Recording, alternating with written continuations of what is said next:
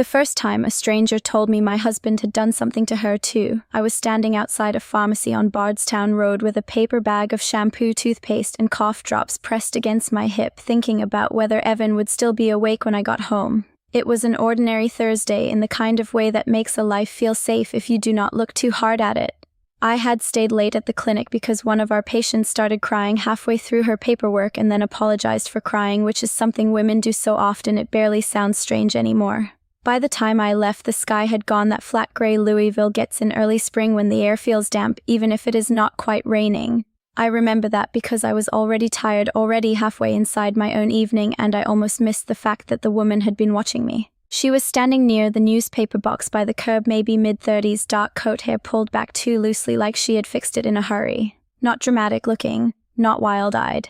If anything, she looked like the kind of woman people don't notice because she had spent a long time learning how not to make herself noticeable. At first, I thought she was going to ask for directions. Instead, she stepped just close enough to make me stop, looked at my face with a strange, searching kind of certainty, and said, "You're Hannah, right?" The paper bag shifted in my arms. Yes, her eyes changed then. Not softer, sadder. "Your husband is Evan Pierce." I felt my stomach tighten so quickly it was almost embarrassing. "Why?" She glanced over my shoulder toward the street, then back at me, "Because I needed to be sure. I should have walked away, I know that now. Or maybe I should have asked more questions immediately, louder, sharp as something that would have made the moment hold still. But I did what I usually did when something felt off. I tried to understand it first." She leaned in just enough that no one else could have heard her and said very quietly, "He did this to me too." Then she stepped back. I stared at her. What did he do? But she was already shaking her head, not dismissive, not cruel. Like someone refusing to rip open more than she thought I could carry on a sidewalk at 6:30 in the evening. "You'll see it," she said. "You probably already do." And then she turned and crossed the street before I could stop her. I did not chase her. I stood there with cough drops digging into my forearm and watched traffic slide between us until she disappeared past a row of parked cars and a coffee shop window streaked with reflections. My first thought was the most obvious one: an affair, some old girlfriend. Some woman who had found out he was married and decided I deserved to know. But even in the first minute, that explanation did not fit the way she had said it. He did this to me too. Not I was with him too. Not he lied to both of us. Not ask him about me.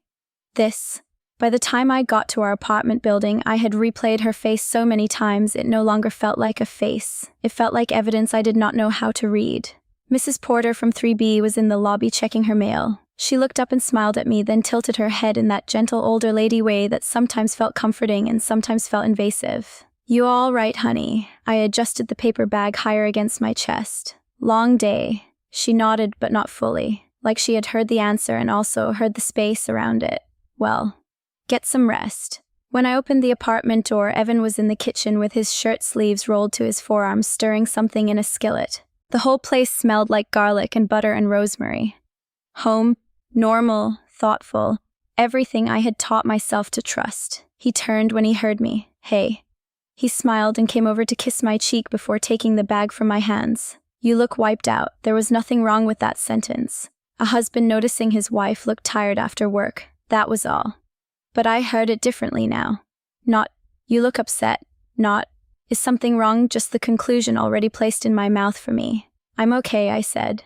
"Clinic rough today?" he asked, setting the pharmacy bag on the counter. "You've seemed pretty overloaded this week." Overloaded. I had heard him use that word before. About me, to me, around me. Not meanly.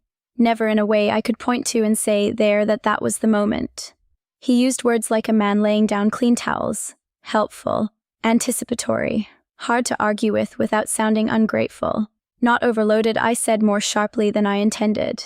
"Just late." He glanced at me and I saw the pause. Small, clean, barely there.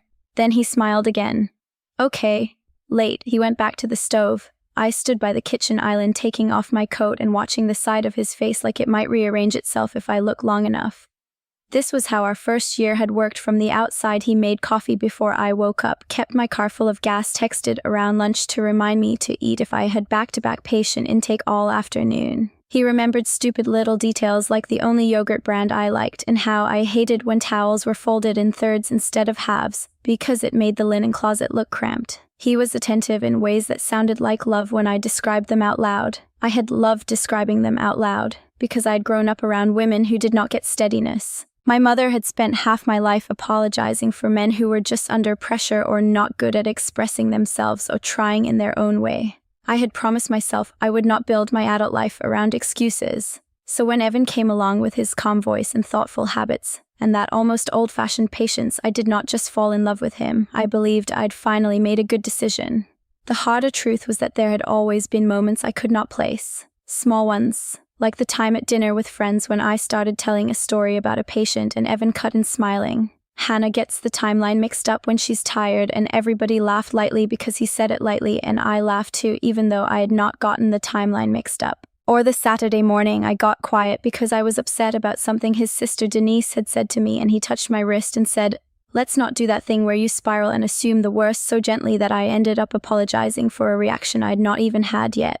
Or the argument 3 months earlier when I told him he had embarrassed me by correcting me in front of friends, and by the end of the conversation he was sitting on the couch rubbing his forehead while I stood there telling him I knew he was only trying to help. That was the part I kept circling now. The way apologies bent. I changed into leggings and a sweatshirt, washed my hands, set the table. Evan talked about a client meeting and a traffic backup on I-64 and whether we should go see his sister next weekend. His voice was the same as always. Warm, measured, easy to live beside. I kept waiting for the stranger's sentence to feel absurd, for it to evaporate in the face of my real life. Instead, my real life kept making room for it. Halfway through dinner, my phone buzzed with a text from Marisol asking if I could cover 10 minutes of front desk for her in the morning while she called her son's school. I answered yes. Evan glanced up. Marisol again. Her kids got something going on at school. He nodded and cut another piece of chicken. You really need to stop taking on everybody else's mess when you're this stressed. I looked at him. I'm not stressed. He gave me that soft, patient look people probably found reassuring. Hannah. Just my name, but inside it was a whole verdict. I felt heat rise up my throat, sudden and humiliating. Why do you keep saying that? Saying what? That I'm stressed, or overloaded, or tired in some special way. I put my fork down carefully because my hand had started to shake. Why do you always talk like you know what I'm feeling before I say it? For the first time that night, something in his face went still. Then he leaned back in his chair, not angry. Concerned. Of course concerned. I'm not doing anything, he said. I'm paying attention to my wife. There it was again, the almost perfect answer. The one that made objection sound like ingratitude. I looked at the table between us, at the water rings on the wood, at the steam lifting off the green beans, at my own hands folded too tightly in my lap. Maybe if the woman had accused him of something bigger, uglier, simpler, I could have rejected it. But she had handed me something worse than an accusation. She had handed me a pattern-shaped hole, and now every small memory in my marriage was beginning to slide toward it. The next morning I got to the clinic 10 minutes early and found Marisol in the break room pouring burnt coffee into a paper cup. She looked up once and said, "You look awful." Normally I would have laughed. Instead I said, "Can I ask you something weird?" She set the coffee down immediately. Yeah. I did not tell her everything, not yet, just enough. A woman on the street, Evan's name, that sentence. Marisol listened without interrupting, which is one of the reasons I love her. When I finished, she exhaled through her nose and looked at me for a long second. "I don't know what she meant," she said carefully, "but I do know I've wanted to ask you before whether he always talks for you like that." My whole body went cold. "What do you mean?" She hesitated. "Just little stuff. If we're all out somewhere and somebody asks you a question, he answers fast. Or he'll say you're wiped or you've had a long week before you've said 2 words. She saw my face and added quieter, "I figured maybe that was just your dynamic, but I noticed it." I stared at the terrible coffee machine behind her like it had done something to me personally. Noticed it. Outside me. Visible. That afternoon while I was entering insurance information at my desk, I remembered the woman's face again. Not angry, not jealous, not dramatic. You probably already do. By the time I drove home, the question that scared me most was no longer whether Evan had betrayed me with another woman. It was whether another woman had recognized from one look at my face the same kind of marriage she had already survived. And for the first time since I had met him, I knew one thing clearly. I could not ask Evan what she meant. Not yet. First, I had to find her. I found Leah 2 days later because I stopped pretending I was not looking. I checked the pharmacy again first. then the coffee shop across the street, then the little row of businesses on that block, like I was trying to retrace a misheard sentence. I felt stupid doing it, exposed. Like every normal person passing me on the sidewalk could somehow tell I was searching for proof that my marriage had shifted underneath me. What finally helped was Mrs. Porter. She was in the lobby Saturday morning in a blue fleece robe under her coat, carrying a tote bag full of library books and pears. She watched me miss my mailbox twice before she said, "You're either in love or in trouble." I let out a laugh that did not sound like mine. Maybe both. She studied me a moment longer, then said, "That woman who stopped you the other night came by asking which unit you were in." I didn't tell her, obviously, but I told her if she meant well she could leave her number. My heart kicked once hard. Mrs. Porter reached into her coat pocket and handed me a folded receipt. A number was written on the back in neat block print along with one name, Leah. I thanked her too quickly, went upstairs, sat on the edge of my bed and stared at the receipt for almost 10 minutes before I called. She didn't answer. She texted 20 minutes later, "Can meet tomorrow. Public place." We met at a coffee shop near Cherokee Park on Sunday afternoon. It was busy enough to feel safe but not loud enough to disappear inside. Leah was already there when I arrived, sitting at a table near the window with a paper cup in both hands. She looked almost exactly the way I remembered, except calmer now that I knew who she was. Or maybe not calmer. More prepared.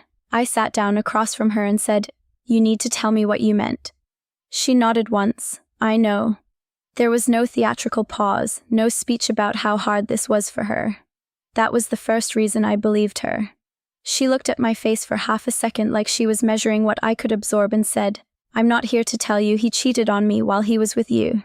He didn't, at least not that I know of." Some part of me loosened and tightened at the same time. "Then what did he do?" Leah set her cup down carefully. "He made me stop trusting the meaning of things while they were happening." I said nothing. "He never had to scream," she went on. "That's what made it so confusing. If I got hurt by something he said, he'd tell me I was hearing it through old wounds. If I got quiet, he'd ask why I was shutting him out. If I tried to explain, he'd slow the whole conversation down until I sounded emotional and he sounded reasonable." She gave a short, humorless smile. By the end, every fight became about how I reacted to what hurt me, not what hurt me in the first place. The air in the coffee shop felt suddenly too warm. Milk steaming, chairs scraping the floor, a toddler laughing somewhere behind me. Ordinary life continuing around a sentence I could not unknow. I asked, "How long were you together?" "Almost 2 years. "And you're sure it's the same thing?" "You saw me for 10 seconds. I saw your face when I said his name." The answer landed so cleanly I didn't know where to put it. Leah looked down at her hands for a moment. "I'm not saying every relationship problem is abuse. I'm not trying to hand you language you don't want. I'm saying I know what it looks like when a woman has been slowly trained to question her own read on the room." Something cold moved through me then because she was careful. She was not trying to recruit me into her story. She was protecting the shape of mine. I asked her for specifics. I needed them, not accusations. Structure. So she gave them to me. "He moved fast at the beginning," she said. "Not recklessly. Intentionally. He paid attention in a way that felt almost old-fashioned. He remembered details. He made himself useful. He listened hard when she talked about her family, her fears, the things that made her feel difficult or too much or easy to leave. Then later, when conflict started, those exact places would get touched in softer ways. He used to say, "I'm not your enemy, Leah, but you keep treating me like one," she said. I felt my fingers tighten around my cup. Evan had said to me 6 months into our marriage, "I don't know why you always hear me like I'm against you." Not the exact sentence. Close enough to make my stomach turn. Leah kept going. If she cried, he became grave and patient and slightly wounded by her lack of trust. If she got angry, he talked even more quietly until she heard herself getting louder and hated herself for it. If she brought up something that had embarrassed or hurt her, he would eventually say some version of, "I hate that your stress makes everything feel like an attack." I looked at her. He says that. I figured. I thought about the night he corrected me at dinner with friends and later told me he was just trying to keep the conversation on track because I'd had a long week. I thought about the Saturday morning he asked why I was spiraling before I had even raised my voice. I thought about the apology that somehow became mine every time. Leah said, "Did he ever talk to other people about how worried he was about you?" I went still. "I didn't know at first," she said. "That was the worst part." By the time I started trying to explain what was happening, his sister already thought I was unstable. A couple of his friends thought I was exhausting him. He never said anything cruel. That's why it worked. He said he was worried. He said I seemed fragile. He said he was trying to help. I could barely feel the chair under me. What hurt was not just that I recognized pieces of my life in hers. It was that the pieces had once felt private, intimate, marriage-shaped. The kind of painful little patterns couples tell themselves they will outgrow if they just communicate better. Instead, they were recurring. Reusable. I asked her why she had not said more on the street. Because women don't need strangers detonating their lives in public, she said. And because if I told you too much, too fast, you might have needed to protect him before you could hear me. I looked out the window then because if I kept looking at her, I thought I might cry in a way I could not take back. When I got home, Evan was folding laundry on the couch. Mine, his, all of it in neat stacks on the coffee table. There was music playing low from his phone and the apartment smelled like lemon cleaner. Everything looked almost offensively decent. He smiled when he saw me. There you are. There was a softness to him that afternoon that would have once moved me. Now it made me alert. How was lunch with Marisol? He asked. I had told him I was meeting Marisol because I was not ready to invent lies and because some stubborn part of me still wanted to know what he would do if I stayed just 1 inch to the side of his expectations. It was fine. He nodded like he accepted that, but I saw the tiny pause before he said, "You seem far away lately." I set my keys down on the counter. "Do I a little?" He folded one of my sweaters with unnecessary care. "I know work can get inside your head. I just don't want you carrying everything alone if you're struggling." There it was again. Not what are you feeling? Not tell me what's wrong. The diagnosis before the conversation. I said I'm not struggling. He gave me a look I knew too well by then. Gentle, concerned, almost protective. A look that suggested reality could be kindly amended if I would just let him do it. "Okay," he said softly. "I just don't think you always realize how stressed you are until it spills over." My throat went tight, but not with doubt this time. With anger so contained it almost felt clean. That week I started keeping things in order for myself.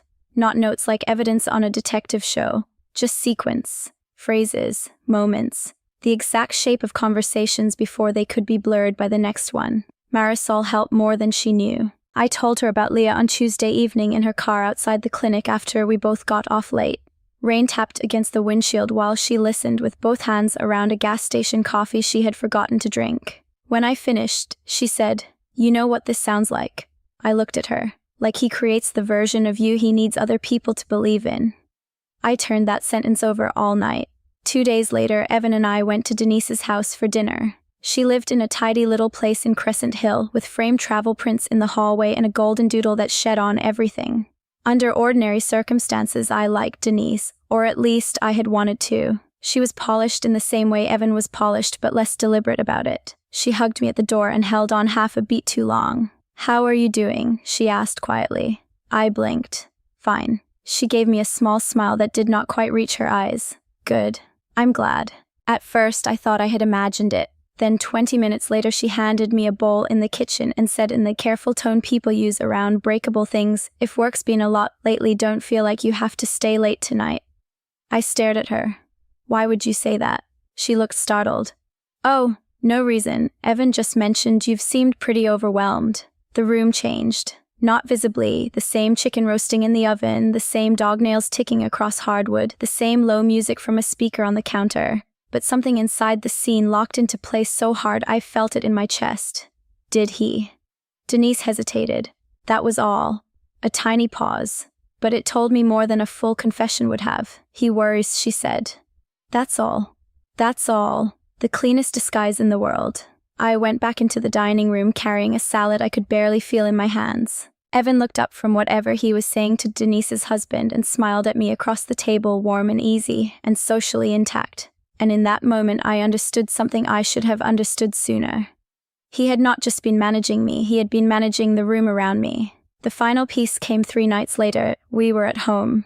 I'd gone downstairs to get a package from the lobby and came back up quietly, because my sneakers barely made sound on the hallway carpet. The apartment door was cracked open. Evan was on the phone in the kitchen. I heard my name before he knew I was there. "No, she's okay," he was saying in that low, thoughtful voice people trust immediately, just a little more emotional than usual. "Work's been heavy and she gets in her head. I'm keeping an eye on it." I stopped just outside the doorway. A pause. Then he gave a small, reassuring laugh. "No, nothing like that. She just takes things hard sometimes. You know how sensitive she can be. Sensitive. Not cruel. Not outrageous. Not even uncommon. Which was exactly why it hit like a knife.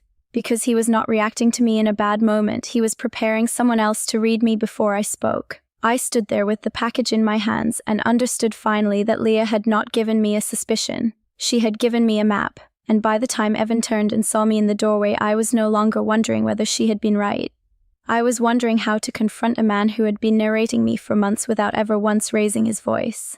By the time Evan turned and saw me in the doorway, I already knew two things. First, if I spoke to him right, then with his phone still in his hand, and that careful look already assembling itself on his face, I would end up inside his version of the moment before I finished my second sentence. Second, I was done letting him narrate me while I stood there listening. He lowered the phone. Hey, I didn't hear you come in. I looked at him, at the clean kitchen, at the package in my arms, at the life I'd spent a year treating like proof that I had finally chosen well. Clearly, I said. His expression shifted almost invisibly. Not alarm. Assessment. Everything okay? There it was. The opening. The soft invitation to explain myself inside a frame he controlled. I set the package on the counter. I'm tired. I'm going to shower. He watched me for half a second too long, then nodded.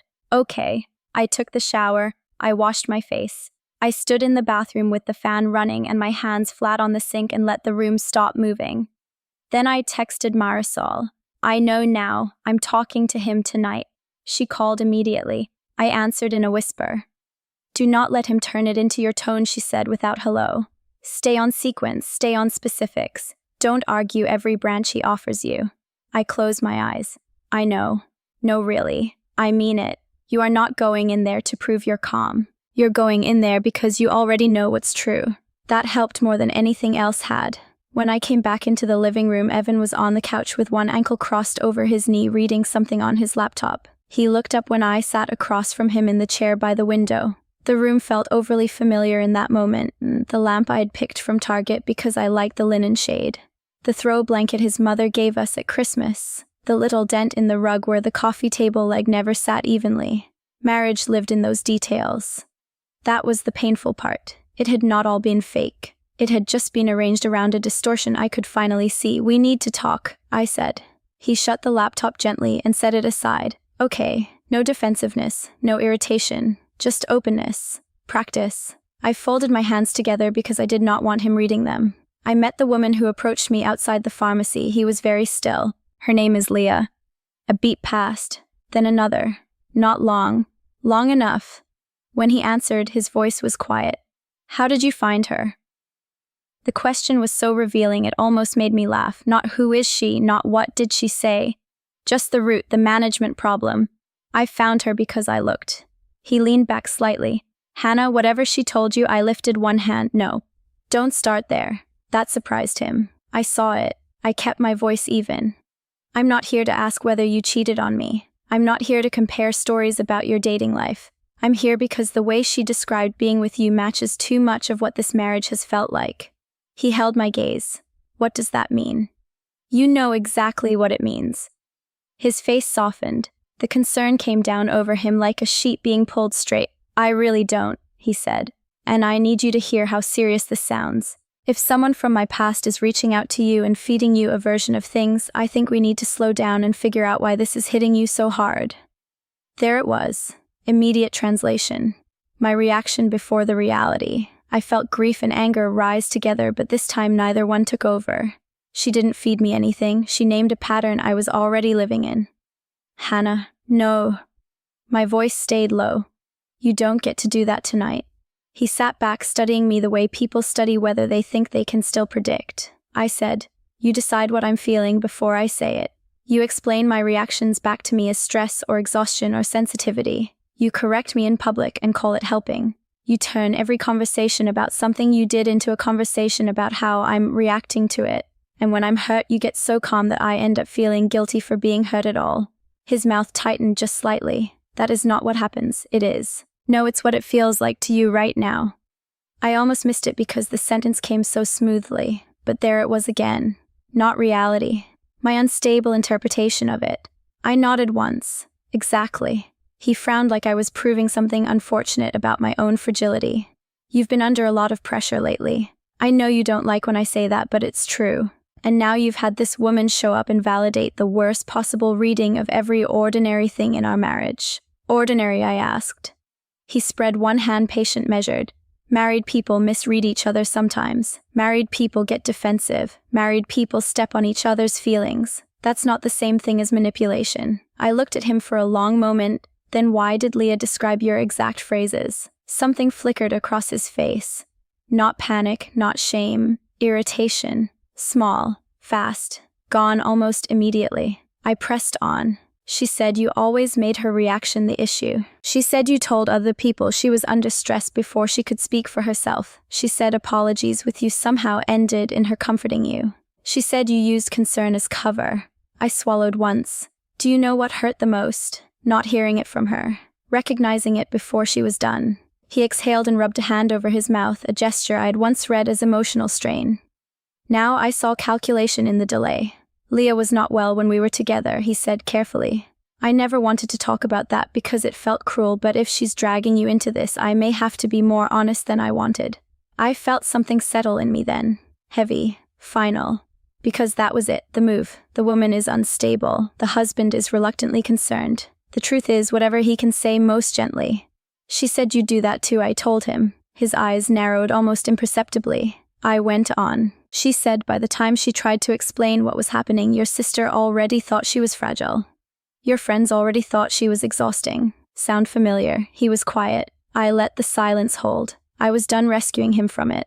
Finally he said, Denise talks too much. That was the nearest thing to a confession he was capable of, and he did not even hear it. I stood up. He looked up at me. Sit down. Not loud, not forceful, just automatic. Instruction dressed as calm. I stayed where I was. I'm leaving tonight, I said. His expression changed then, not dramatically, but enough. The softness thinned. You're overreacting. There was the contempt, barely exposed but no longer hidden inside concern. Not, you're wrong. Not, let's work through this, just the old verdict at full speed now that he was losing his grip.